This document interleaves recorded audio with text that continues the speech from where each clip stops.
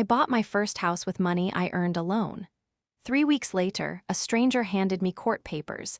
My own parents were suing me. "That house belongs to your brother," they said in front of the judge. They never imagined I'd kept every receipt. Before we jump back into today's story, I have some exciting news. We have officially launched a brand new channel called Tales Beneath Skin. If you can't get enough of juicy Reddit drama, this is exactly what you've been waiting for.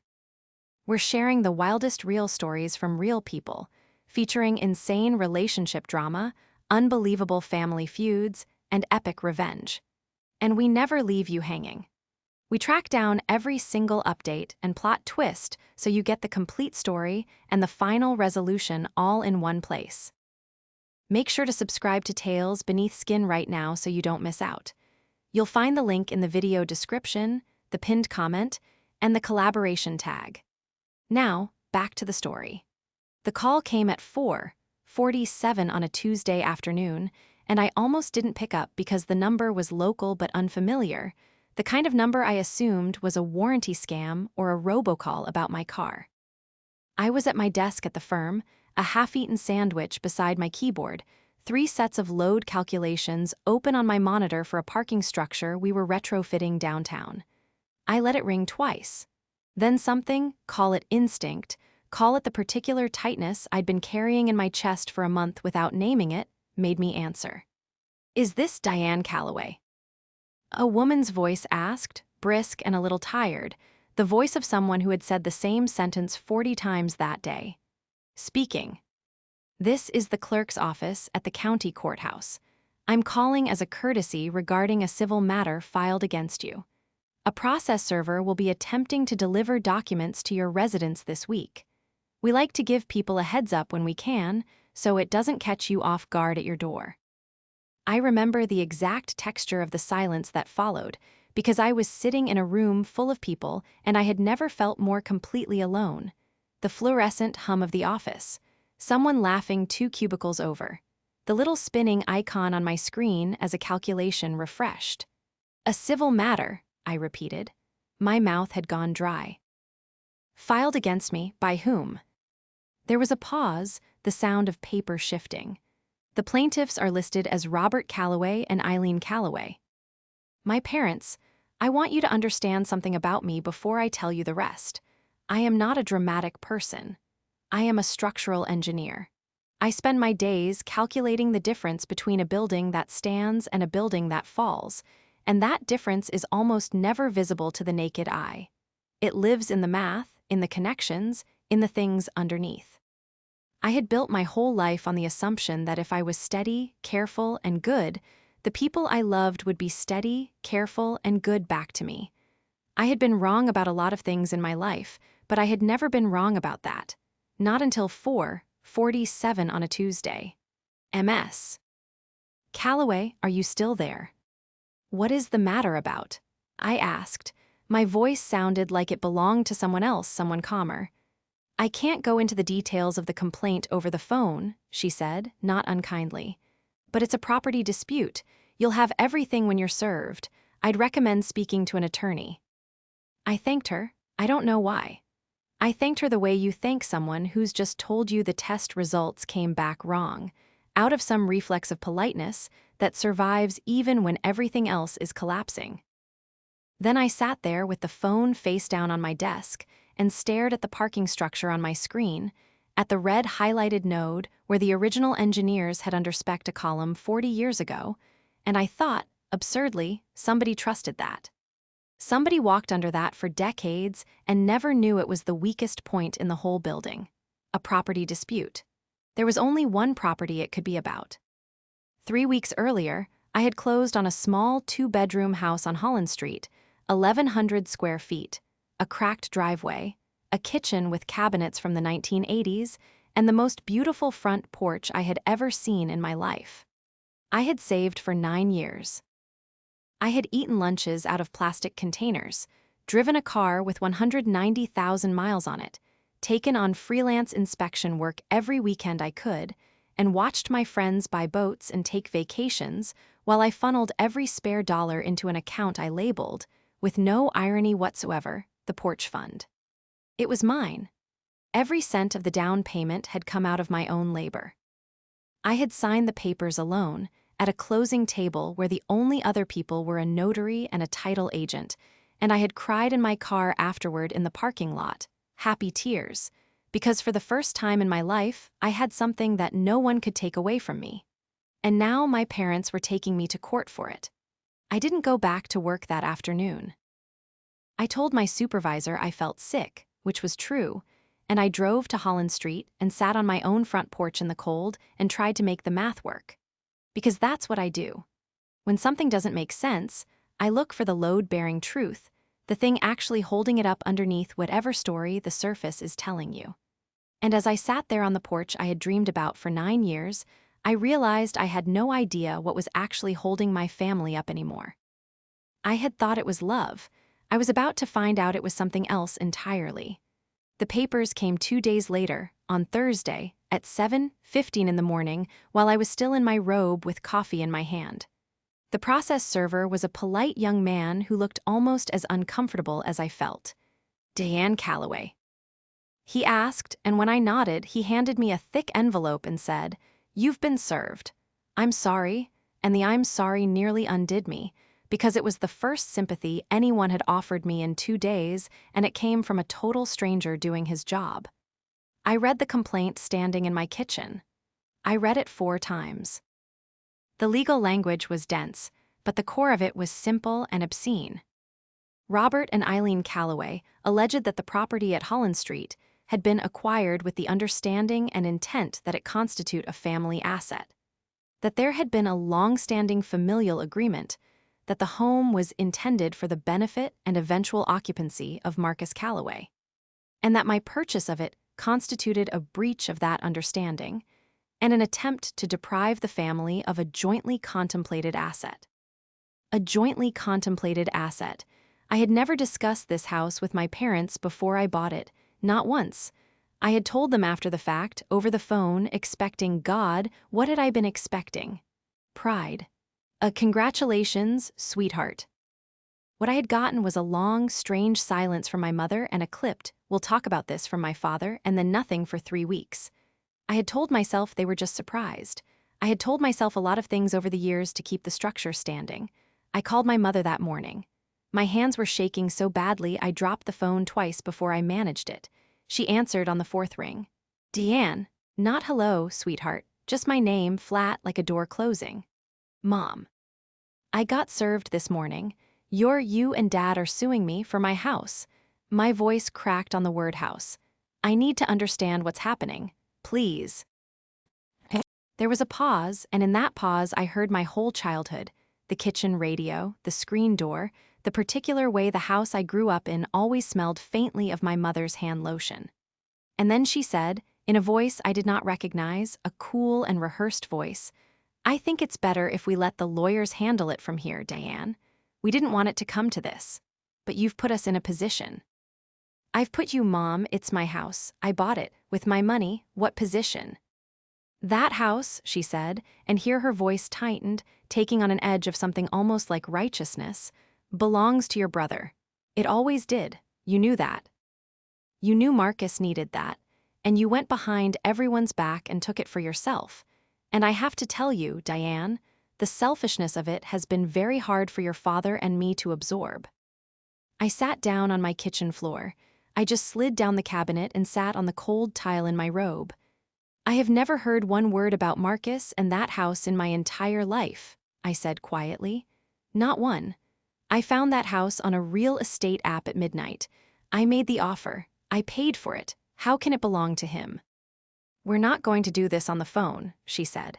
And then, and this is the part that I have replayed 1,000 times since, she added, almost gently, in the voice she used to use when I was small and had skinned my knee, "You always land on your feet, Diane. You always have. Marcus isn't like you. He needs the help. You don't. That's just how it is." And she hung up. I stayed on the floor for a long time. Outside, a garbage truck groaned down the street. The coffee in my cup went cold. And in the strange, floating numbness of that moment, my eyes landed on the cardboard tube leaning against the wall in the corner of my new dining room, the tube where I kept the original blueprints of the Holland Street house, the ones the previous owner had left in the attic, drawn in 1978 in beautiful hand-lettered ink. I had unrolled them my first night in the house and traced the lines with my finger, the way some people read love letters. I thought about something my old mentor, a gruff old engineer named Hank who trained me out of school, used to say when we'd walk a site together. He'd tap a wall and say, "Don't trust the paint, kid. The paint lies. Find the load-bearing truth. Every structure's got one thing actually holding it up, and it's almost never the part they want you to look at." Don't trust the paint. My mother's voice had been the paint. You always land on your feet. Marcus needs the help. Smooth, practiced, almost loving. But underneath it, holding the whole thing up, was something I couldn't see yet. A lawsuit doesn't come from nowhere. People don't sue their own children over a house they were never promised. There was a load-bearing truth somewhere underneath this, and I was going to find it. I picked myself up off the floor. I washed my coffee cup. And for the first time in my life, instead of asking how I had disappointed my family, I asked a different question. What is this really about? To understand how a person ends up sitting on her kitchen floor being sued by her own mother, you have to understand the architecture of the family I grew up in.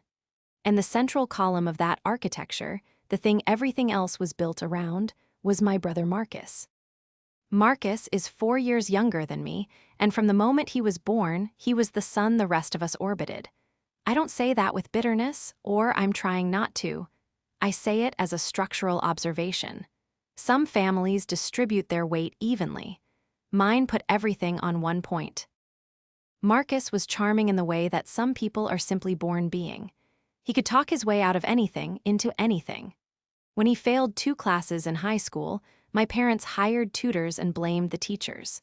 When he wrecked the car my father gave him at 16, a car I was never offered, though I was the one with the license first and the perfect record, they bought him a new one and called it a fresh start.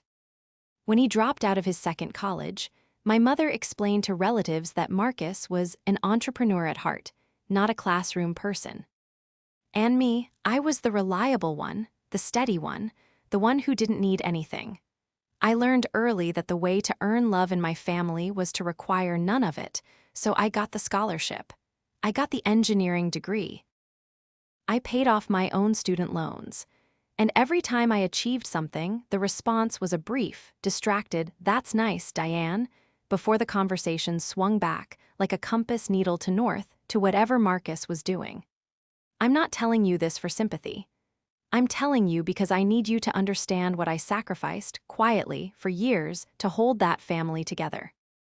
When my father had his knee surgery, I was the one who took 2 weeks off work to drive him to physical therapy, while Marcus couldn't get away. When my mother's car died, I co-signed and helped with the payments, and when she paid me back late, or sometimes not at all, I never said a word. When Marcus needed $3,000 for a business opportunity, 4 years ago, I loaned it to him, and I never saw a cent of it again. And when I mentioned it once, gently, my mother told me it was ungracious to keep score with family. So I stopped keeping score. That was my mistake, because somebody in that family was keeping score the entire time and it wasn't me. Now, here's where the picture started to come into focus. In the months before I bought the house, Marcus had started calling me. This was unusual. Marcus didn't call me. But suddenly he was checking in, friendly, casual.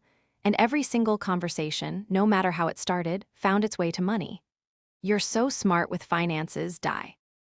How much do you have saved up these days? Ballpark.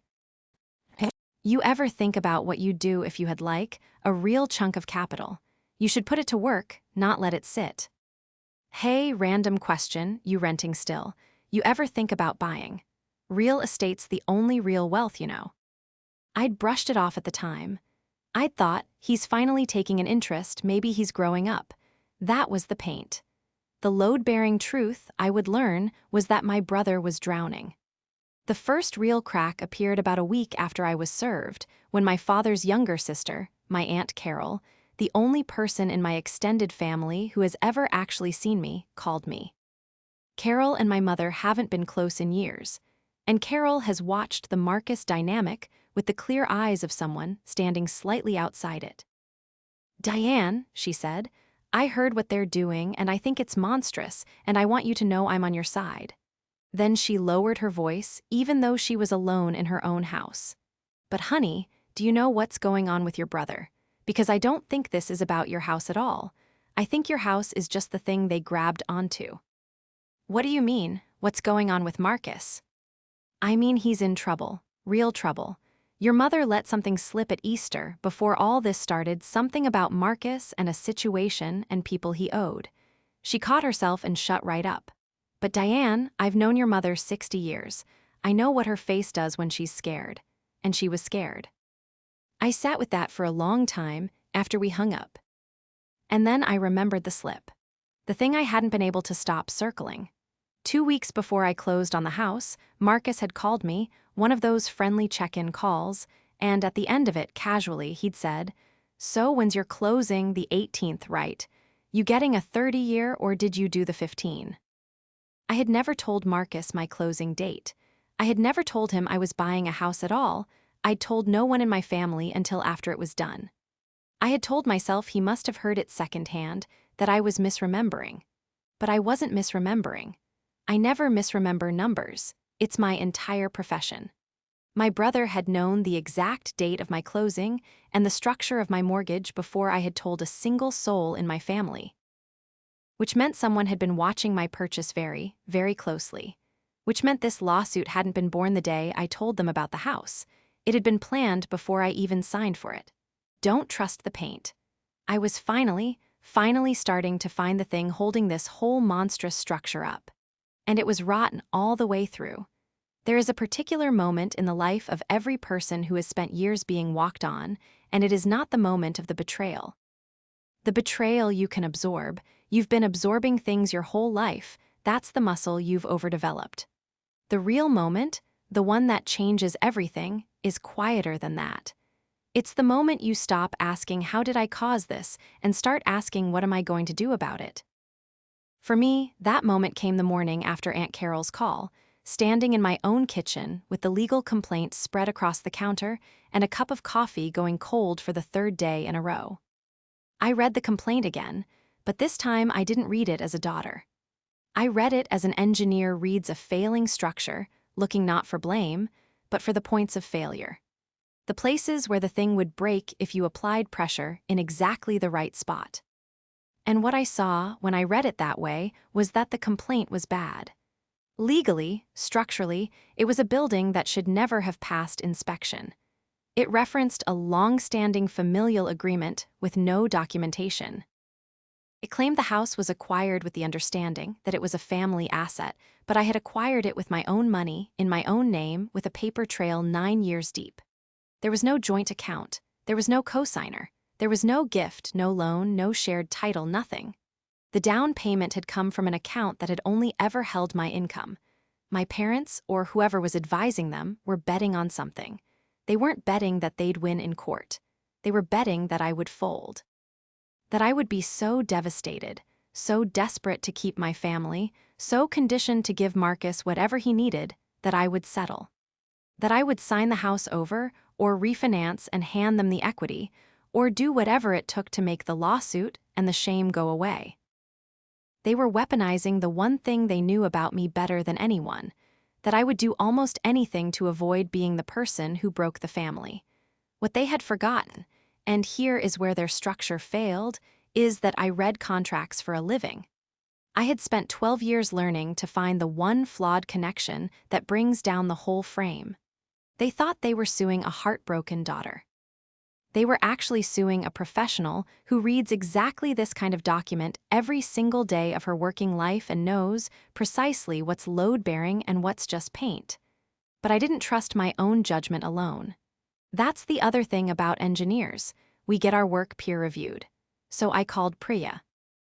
Priya Anand and I had been roommates our sophomore year of college, 2 scholarship kids who'd bonded over instant noodles and the shared exhaustion of being the responsible ones in our families. She'd gone into law instead of engineering, and she now ran a small but fierce real estate practice 2 states away. We talked maybe twice a year, but Priya is the kind of friend where the years don't matter. I sent her the complaint at 11 at night. She called me back at 11:20. "Diane," she said, and I could hear that she was already angry on my behalf. "This is garbage. This is legally embarrassing garbage. Who drafted this?" "My parents' lawyer, I assume." "This wasn't drafted by a real estate attorney. This reads like a general practitioner who took the case as a favor and is hoping you don't know any better. There's no cause of action here. There's no contract, no fraud, no trust, no joint tenancy, there's nothing. This is a bullying document. It exists to scare you into a settlement before anyone looks too closely." She paused, which tells me they're desperate for that settlement. "Diane, listen to me. Desperate people don't sue for principal, they sue for cash. There's a reason behind this, and it's a money reason. What's going on with your family financially?" And there it was again, the same question Aunt Carol had asked. "What's going on with your brother?" "I think Marcus is in trouble," I said. "Real trouble, money he owes, people he owes." Priya was quiet for a second. "Then your house isn't the target," she said slowly. "Your house is the fundraiser. They don't want your house, Diane. They want your equity. They want to force you to liquidate or refinance and hand over cash to dig Marcus out of whatever hole he's in. The lawsuit is just the crowbar." I sat down hard. Your house is the fundraiser. It was so clean, so logical, so monstrous that I knew immediately it was true. It was the load-bearing truth I'd been circling for 2 weeks. They didn't want me out of the house. They wanted me to bleed for Marcus one more time, the biggest time, the last time, the time that would cost me everything I'd built. "Okay," I said. "What do I do?" "First, you do not contact them, and you do not settle, and you do not even think about it. Second, I'm going to refer you to a litigator in your state. I'll find you someone good. Third," and here her voice changed, took on a different, sharper quality, "you said you keep records. How good are your records?" I almost laughed. "Priya, I'm an engineer. I have a labeled spreadsheet of every dollar that went into the down payment going back 9 years. I have every pay stub, every freelance invoice, every bank statement. I have the title, the deed, the closing documents, the appraisal, the mortgage. I have a folder of folders." There was a beat of silence, and then Priya said with real admiration, "Diane, you sweet, beautiful, overprepared woman. They picked an absolutely catastrophic person to do this to." But it wasn't enough just to win. I knew that even then. If I simply won the lawsuit, my parents would tell the family I'd lawyered my way out of an obligation. Marcus would still be drowning, and the next time the family would still close ranks around him and against me. To actually change anything, I didn't just need to defend the house. I needed to find the load-bearing truth, and I needed to show it to everyone. So I started to dig. Not in a dramatic way. In the patient, methodical way I do everything. Marcus, like a lot of people who are very good at charm and very bad at money, had left a trail. Public records are public for a reason. A civil judgment against him from 2 years ago that the family had never mentioned. A business that had been administratively dissolved by the state for failing to file. And this took a friend who does title work, calling in a quiet favor, a second mortgage and 2 liens against the condo Marcus lived in, the condo our parents had helped him buy, the one everyone in the family pointed to as proof that Marcus had finally gotten it together. Marcus wasn't a young man who'd hit a rough patch. Marcus was a sinkhole, and my parents had spent years and a small fortune filling that sinkhole, and now the fortune was gone and the sinkhole was still open, and they had come for the only solid ground left. My porch, my 9 years, my one thing. I laid all of it out on my dining room table next to the rolled-up blueprints from 1978, and I looked at it the way I'd look at a building I was about to certify, and I thought, now I understand the whole structure. Now I know exactly where it fails. I had not planned to confront anyone before the hearing. Priya had told me repeatedly to go quiet, let the lawyers work, give them nothing, and I had agreed. But sometimes the structure forces your hand, and 3 days after my call with Priya, Marcus showed up at my door. He came at dinner time, with takeout, Thai food, my favorite, which he remembered, which told me this was a campaign and not a visit. He stood on my beautiful front porch holding a paper bag and wearing the same smile he'd been deploying his whole life, the one that had gotten him out of failed classes and wrecked cars and dissolved businesses. And he said, "Di, can we talk, just us? No lawyers, no parents. I hate what's happening. I think we can fix it." Every instinct I'd been trained into for 30 years told me to let him in, to be gracious, to not make a scene. And I almost did. But I looked at him on my porch, the porch I'd dreamed of for 9 years, the porch he was standing on uninvited as a step in a plan to take it from me, and something in me went very calm and very cold. "You can come in," I said, "but we're not going to fix it the way you think." He sat at my dining room table. He'd glanced at the stacks of documents and the blueprint tube without seeming to register what they were. He spread out the Thai food, made a joke, asked how work was. The whole familiar performance. And I let him run through it because I wanted to see how far he'd go before he got to the point. He got to the point over spring rolls. "Look," he said, leaning forward, all earnest concern, "Mom and Dad are old school. They did the lawsuit thing because they didn't know how else to get your attention. But the real situation is, Di, I'm in a bad spot, a really bad spot. And I need help, and you're the only one who can. This house has, 140 in equity. If you could just refinance, pull some out, it wouldn't even be a gift, I'd pay you back." "How do you know my equity, Marcus?" He blinked. "What?"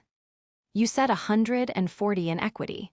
The appraisal came back at exactly that over my purchase price. I've told no one that number. How do you know it?" I kept my voice even. "And 2 weeks before I closed, you knew my closing date and my mortgage terms. I never told you I was buying a house at all." "How?" The smile flickered, just for a second, and in that flicker I saw the whole thing. "Dad," I said softly, answering my own question. "Dad has a contact at the bank, or you do. Someone pulled my information. You've been watching this purchase since before I made it. You didn't find out about my house and decide to sue me. You found out I was about to have a house with equity in it, and you built the lawsuit around it before I ever signed." Marcus set down his fork. "And here's the thing about my brother. When the charm fails, there's nothing underneath it but the need." The smile dropped completely, and what replaced it wasn't anger, not at first. It was a kind of wounded astonishment, as if I were the one doing something cruel. "Wow," he said. "Wow, Diane. I came here to talk to you, as family, and you're treating me like a criminal. I'm treating you like a man who helped sue his own sister. You don't know what it's like."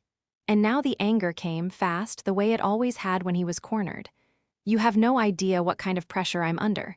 You've got your perfect little life and your perfect little savings account and your perfect little house, and you've never once had to." He stopped himself.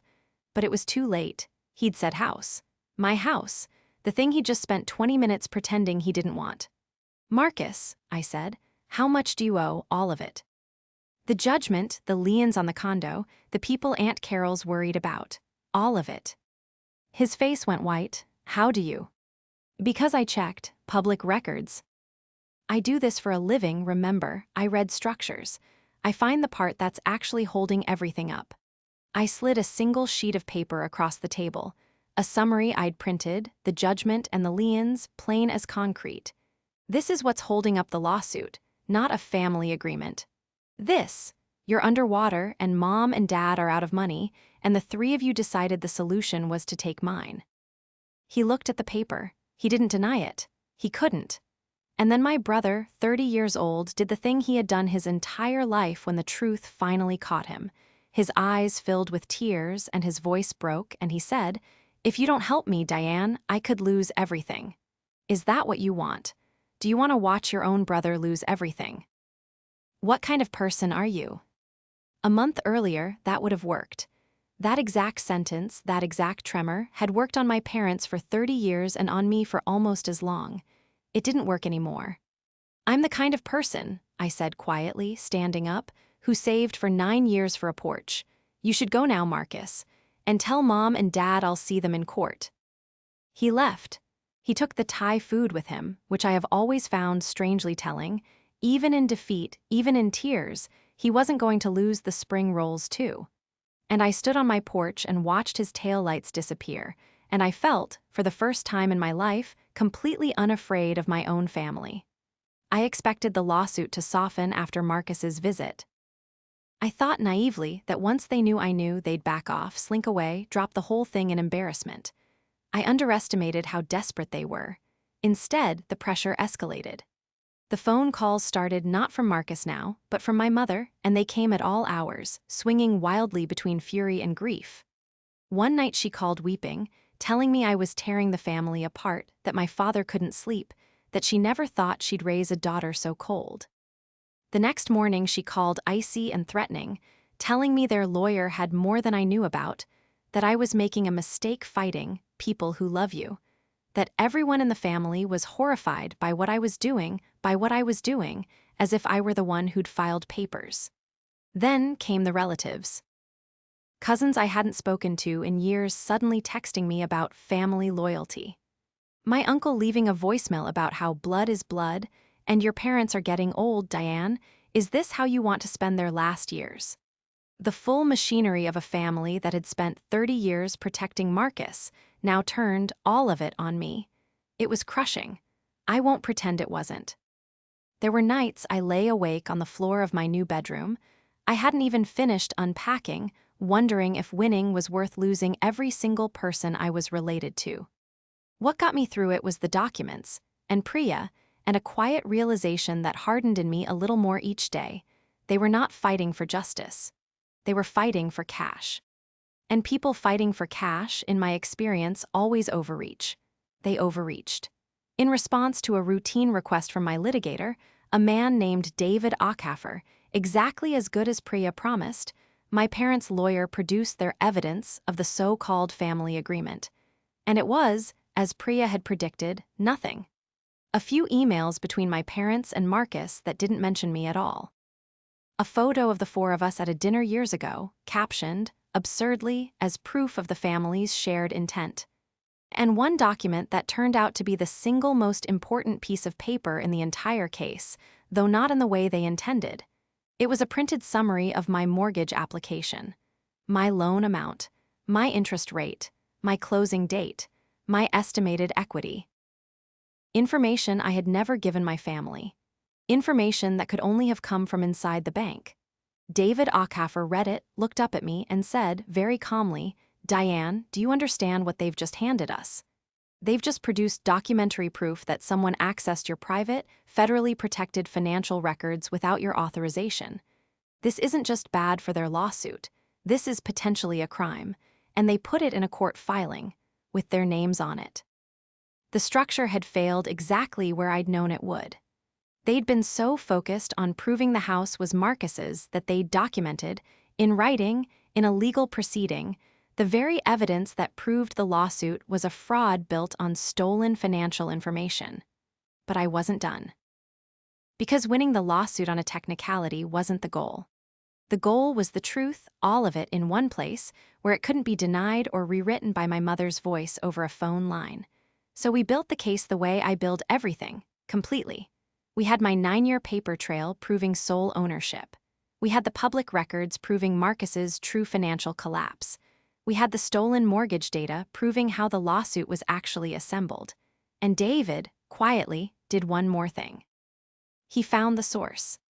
The bank contact who'd pulled my records turned out to be a former colleague of my father's, a man who, when David's investigator approached him, panicked immediately and admitted in writing that he'd done a favor for an old friend and pulled my file. He didn't want to lose his job. He didn't want to be named in a fraud case. He would, David told me, be cooperative. I had everything. I had the whole structure, every connection, every flaw laid out and load tested. There was one second confrontation before the hearing, not a dramatic one. My father called me, the only time he called me directly in the entire ordeal. My father is a man of few words, and he used very few that night. "Drop your defense," he said. "Settle. Help your brother, and we can put this behind us as a family." "Dad," I said, "I know about the bank. I know who pulled my records. I know about Marcus's liens and the judgment and all of it. I have it all in writing. So I'm going to ask you one time, and I want you to really hear me. Do you want to walk into that courtroom and have all of this read out loud? Because I will defend myself. And if I defend myself, the truth comes out. All of it." There was a very long silence on the line. The silence of a man realizing the building he's standing in is not going to hold. "You always were too smart for your own good," he said finally, and he hung up. He meant it as an insult. I took it as the first honest thing my father had said to me in years. The hearing was scheduled for a Wednesday morning in a small, beige courtroom that smelled of old paper and floor wax. I had imagined this day as something enormous and operatic, a reckoning, a thunderclap. It was nothing like that. It was quiet and procedural, and that quietness is precisely what made it devastating. I arrived early with David. I wore a gray suit, the same one I wear when I present structural findings to a board of skeptical clients, because it makes me feel like myself, like a person whose job is to tell people the truth about whether something will stand or fall. I had the blueprint tube with me. I didn't need it for anything legal. I'd brought it because I wanted it there. It had become, over those weeks, a kind of talisman, a reminder of what I was actually defending and of Hank's voice. Don't trust the paint. Find the load-bearing truth. My parents arrived 10 minutes later. My mother would not look at me. My father looked older than I'd ever seen him, gray and diminished, like a structure that had been carrying too much load for too long. Marcus didn't come at all. That detail told me everything. At the moment of consequence, the golden child was nowhere to be found, and my parents had walked in alone to fight a battle they'd started on his behalf. Even in this, he'd left them holding the weight. Their lawyer was a tired-looking man in a brown suit who, I could tell within 30 seconds, already understood he was going to lose. He'd clearly hoped this would settle. He kept glancing at the courtroom door as if Marcus might appear with a check and make it all go away. What happened next was not a screaming confrontation. It was worse than that for them. It was calm. When the judge asked David to respond to the complaint, he stood and laid it out the way I would lay out a failure analysis. He did not raise his voice once. He simply established, document by document, that the property was purchased solely by me, with my own funds, documented across 9 years, with no cosigner, no gift, no loan, no trust, no joint title, nothing that could possibly support the claim of a family asset. The judge, reviewing my paper trail, nodded slightly. Even she could see the down payment had come from one source, my own labor. Then David said the sentence that brought the whole structure down. "Your Honor, I'd also direct the court's attention to the plaintiff's own submitted evidence, specifically, Exhibit D, a printout of my client's private mortgage application. My client never provided this information to the plaintiffs. We've established, through a sworn written statement from a former bank employee, that this federally protected financial data was accessed without authorization as a favor to the plaintiff Robert Calloway. The plaintiffs have, in effect, entered into the court record evidence of how this complaint was actually constructed." The courtroom went very still. I watched my mother's face. I watched the paint come off it in real time. The righteousness she'd worn for weeks, "That house belongs to your brother, you always land on your feet," simply dissolved, and underneath it I saw, at last, the load-bearing truth she'd been hiding even from herself. Not principle, not a family agreement, not love for Marcus, just fear. The bottomless, exhausted fear of two people who had spent 30 years and every dollar they had pouring it into a sinkhole, and who had finally, in their desperation, tried to make their other child fill it too. The judge looked at my parents' lawyer over her glasses. "Counsel," she said dryly, "do you wish to proceed with this complaint?" He didn't, of course he didn't. There was a brief, mortifying conference, and then my parents' lawyer requested to withdraw the complaint. The judge granted it, dismissed the case, and, looking directly at my parents, added that she trusted the matter of how the plaintiffs obtained the defendant's private financial records would be addressed in the appropriate forum, which is a judge's polite way of saying I have noticed the crime, and I am not the last person who will. It was over in under an hour. In the hallway afterward, my mother finally looked at me. Her eyes were red. For one moment I thought she might apologize. I actually braced for it, the way you brace for a door you've leaned on for years to finally open. Instead, she said, in a small, broken voice, "I hope you're happy. You won." And I realized, standing in that beige hallway, that she still didn't understand. She thought this was a contest I had wanted to win. She couldn't see that I would have given almost anything, had given almost everything, for 30 years, to never have stood in that courtroom at all. "I'm not happy, Mom," I said. "I'm just done." My father said nothing. He just looked at me, and then he looked away, and the two of them walked out of the courthouse together, smaller than I'd ever seen them, into a future where the sinkhole was still open and there was no one left to make their other child fill it. I stood there for a moment with my blueprint tube under my arm. Then I walked out into the cold, bright morning, and I drove home to my porch. The consequences came, as consequences usually do, not in a thunderclap, but in a slow, grinding settling. The sound a building makes when the weight finally redistributes to where it should have been all along. The bank employee who'd pulled my records lost his job and faced his own reckoning. Accessing protected financial data without authorization is not a small thing, and once it's in a court record, it does not stay quiet. My father, who had asked for the favor, found himself answering questions he'd never imagined having to answer, to people far less forgiving than I had been. There was no dramatic perp walk, nothing for the evening news. Just the quiet, lasting, expensive kind of trouble that follows people who thought no one was checking. Marcus's collapse arrived on its own schedule, with or without my house. The liens came due. The condo our parents had been so proud of went the way of everything Marcus touched. Without my equity to plug the hole, there was nothing left to plug it with. My parents had already emptied themselves into him years ago.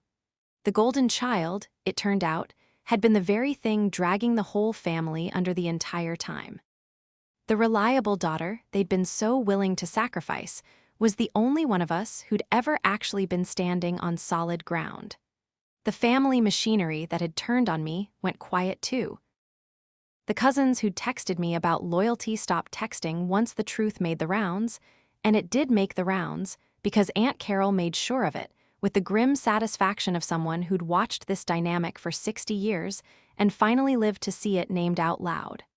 I didn't have to expose anyone. The truth, once it's load-bearing, holds itself up. I'd like to tell you my parents and I had a tearful reconciliation. We didn't.